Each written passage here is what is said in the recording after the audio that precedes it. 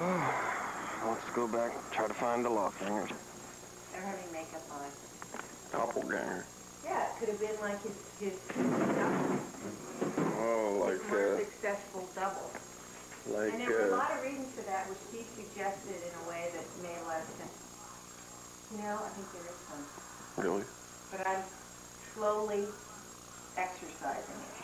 I see that. I'll show you. I see that behind you there you have potentially an instrument of evil. No, that's an instrument for good. No, but it's potentially. Like if somebody starts playing it like a honky-tonk, you know, like a wide-open barrel of, you know, or, you know, like a sex machine, you know, doing it. Joseph's been playing sort of ominous. Joseph, come here and play your ominous Incubus song. Come on. You can watch it at midnight tonight if you play it. This will be on tape. Oh, really? I think so. I don't think I'm at an hour yet. Come here and I'll show you. See, because you know about the newspaper piece, which Turn on the light. Where is the light? Something here. There was a James R. Anderson in the newspaper who said that we were evil or sponsors that of to me evil. looks like somebody kicked the door in. Yeah, they did. They kicked it. I don't know if they kicked it in. Well, they kicked it in a fit of anger, because you don't do that by accident, unless you're trying to. You're saying this was here before you moved in? Oh yeah. Because Pete has been known to kick things. No. And there are a couple things You like that. remember the last house, Pete kicked the back door? Yeah, I do remember that. He also repaired it. That was a moment of frustration. Poorly. So I think that. So you're saying violence is evil? Well, I think that, you know, lack of patience that results in a kicked-in door. Now, maybe somebody just tripped. Yeah. You know, you see a lot of women with black eyes who say they just tripped. So that, I think, that kind of unhappiness needs to be removed from the house. And slowly it will be. I'm not talking about unhappiness. You know, I don't give a damn about anybody's happiness or unhappiness. Well, it depends on how you're defining evil. Evil, you know, that which is not good. Not wholesome. Well, there isn't anything like that in here now. There might be some remnants of it from somebody else who lived here. According to someone I met, a local tradesperson, artisan, someone lived here once who was working for a local company and was involved in some extortion and got away with it. I'd say that was evil. Really? You know, like this was like. Well, maybe they're probably more talking about me in the article, so I was looking for evil all around my house. Did you find any? Yeah. Television. But you didn't create that. I mean, that comes to you, Yeah, right? but I'm using it. What else did I find? Sexuality. That's not evil. I think you're coming from some sort of New Agey view or something. I'm coming more like Old Testament. I'm trying to get into the head of this guy. You're married. Sexuality is not evil, especially if it leads Yeah, to but I'm talking about not sexuality with my wife, but like, for instance, sexuality on the wall, a picture of it. Thinking about, like, Baywatch, let's say. Well, I mean, I don't think you could say that was evil. Well, you could, I guess, since it's used to advertise everything from shower gel to, you know, sidewall tires, if that's actually a thing. I don't even know if it is, but I think I've heard that before. Sidewall tires? Or is it white wall sidewall? Yeah. I don't know where to look for evil. Have you seen any evil, though, in our house? I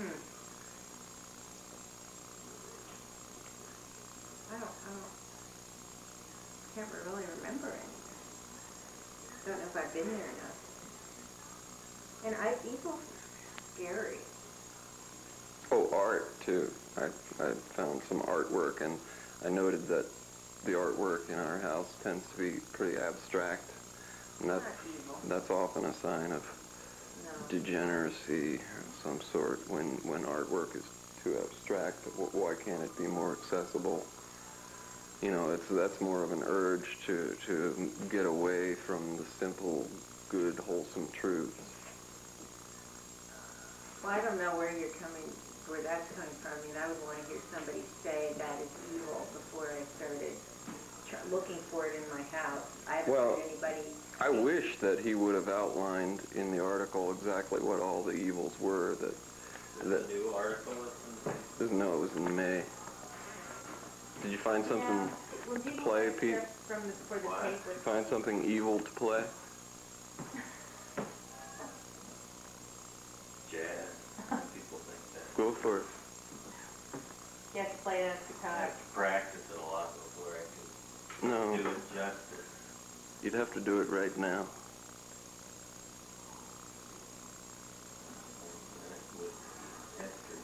Yes. Because incompetence is It evil. would be kind of a bastardized version. This cat has experienced evil. Really? Yeah, that's why she's on your Black and cat. You know, sad. these cats, they're the most evil thing in there. No, Well, animals are evil. they're not. They're purely good. It's how they're treated. It's just like human beings. Human beings are born, No. unless they're psychopaths. Human beings are born evil. A lot of them. Few of them. I A don't know. lot. I mean, think of all the people born into poverty. That's not evil. Why would they be born into poverty if they weren't evil? If their soul wasn't evil to begin with? You're being the devil's advocate. That means you're evil. Because the devil, Satan, is evil, right? Oh, now you don't believe in Satan?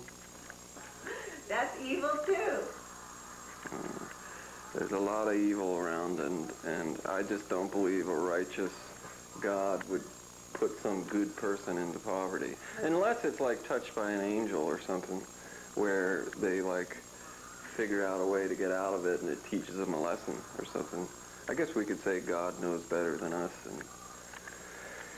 and so he puts us into evil, or, poverty, as a way, because he knows that we're good enough to get out. But what about all those people he puts into poverty who don't find a way out?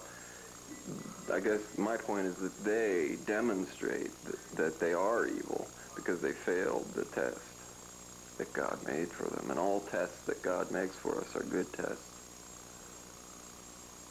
I don't A know. lot of people born into great wealth, too, who They're evil. aren't just as evil as somebody else. Yeah. Well, but they're being born into wealth, though, is a sign that God wants to give them a great bounty because they're good. When they mess it up, I don't think some of them. you can assume. The way you all are talking, it sounds like God isn't in control.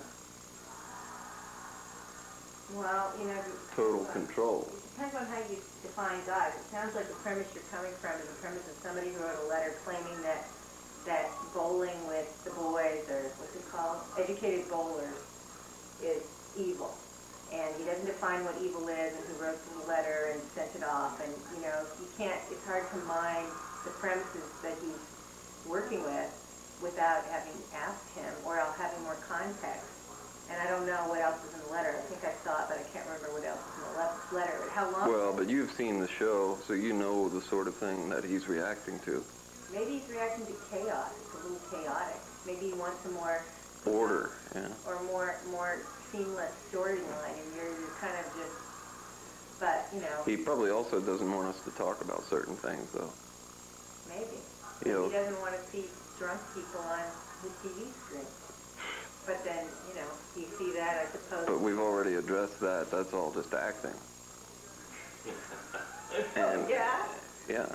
And if, drunkenness is a part of our society, right?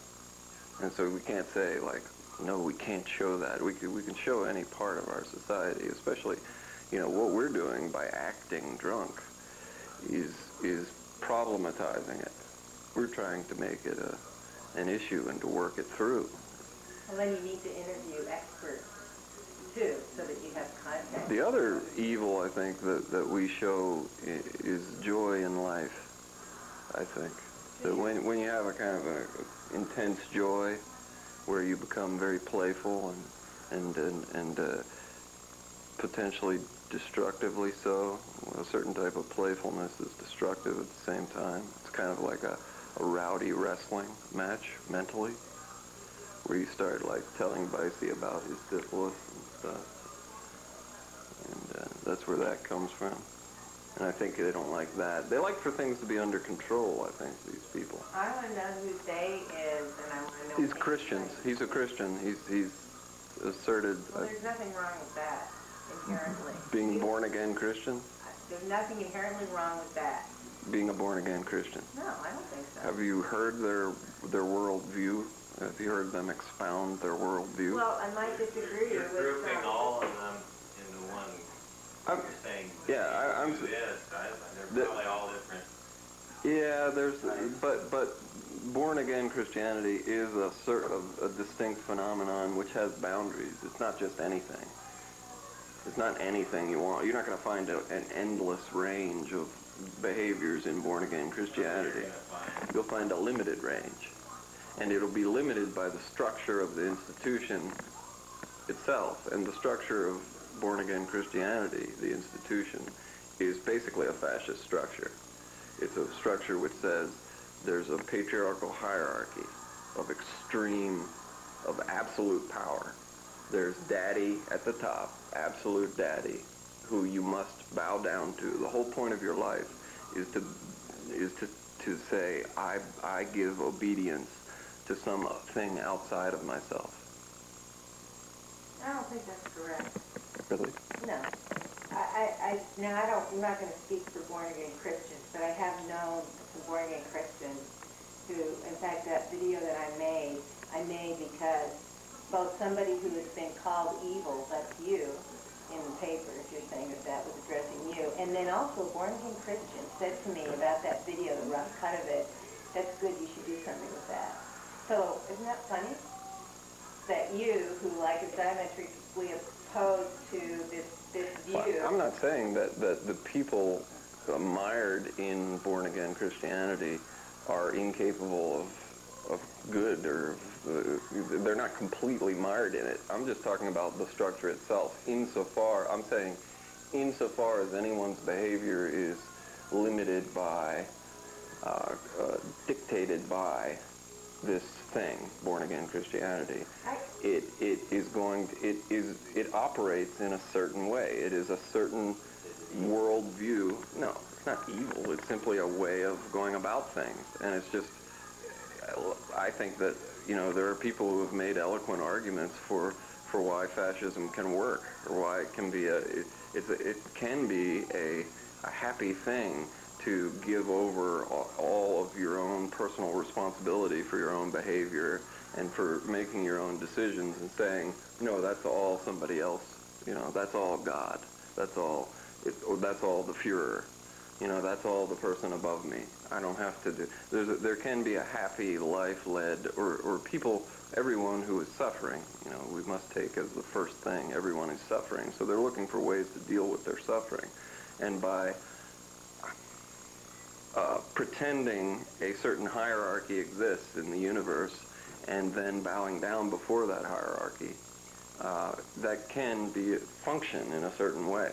I am against it. I mean, I do think that it is not only ignorant of there is in truth no such hierarchy, but I think also it has, if you look at the thing historically, it has been used to control certain parts of the population, and that's where, if you're going to talk about evil, it's not evil. Maybe it's selfishness, or it's some type of, men have controlled women, for instance, via the Christian worldview for a very long time. That's